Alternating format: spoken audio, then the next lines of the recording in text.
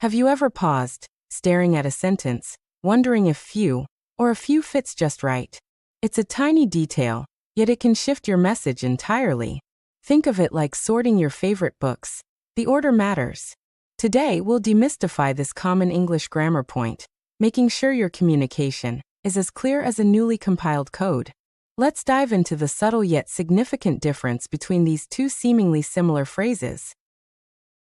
When we use few, we're talking about a small number, but with a sense of scarcity or negativity attached. It implies not many, almost like a challenge. Imagine a developer who has few opportunities to present their groundbreaking work. It suggests a lack of chances.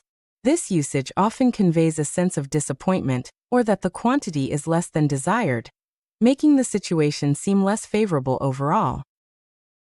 Now consider a few. This phrase also signifies a small quantity, but it carries a positive or neutral connotation. It means some, not necessarily many, but enough to be noticeable or significant. If that same developer has a few chances to present, it suggests there are some opportunities available, offering hope and potential. It's like having a few solid ideas ready for a brainstorming session. It's a good start. Let's look at an example. Saying there are few successful projects in this quarter implies disappointment, and that the number of successes is disappointingly small. It paints a picture of scarcity.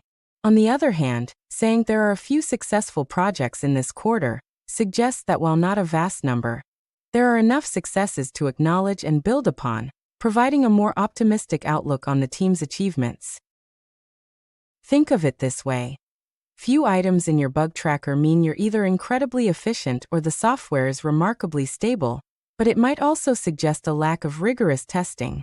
A few items, however, indicate that there are some bugs to fix, which is a normal part of the development cycle.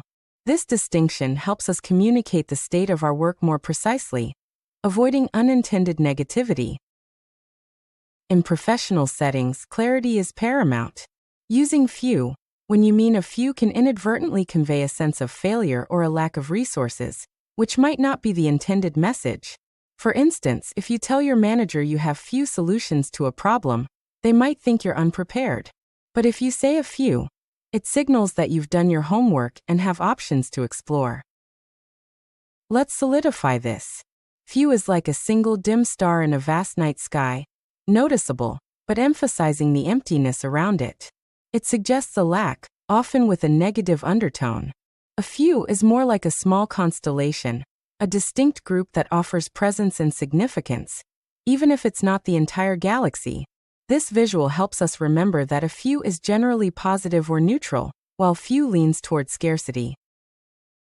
When you're discussing your workload or project progress, precision matters. Saying, "I have few tasks completed," might sound like you're not making much headway. However, stating "I have a few tasks completed" indicates progress, even if the list isn't long. This subtle difference ensures your manager or team understands your actual contribution and the current status without any unintended misinterpretations. Mastering few versus a few is like adding the right syntax to your code. It ensures your program, your communication, runs without errors.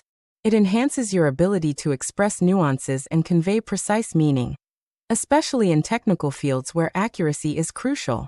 By internalizing this distinction, you project confidence and professionalism, making your interactions more effective and your message resonate clearly. So remember the difference. Few implies not many, often with a negative spin, while a few means some, usually positive or neutral. Practice using them in your daily conversations and written communications. Subscribe to Study Now for more straightforward explanations that will sharpen your English skills, ensuring you communicate with precision and impact in any professional setting. Keep refining your language.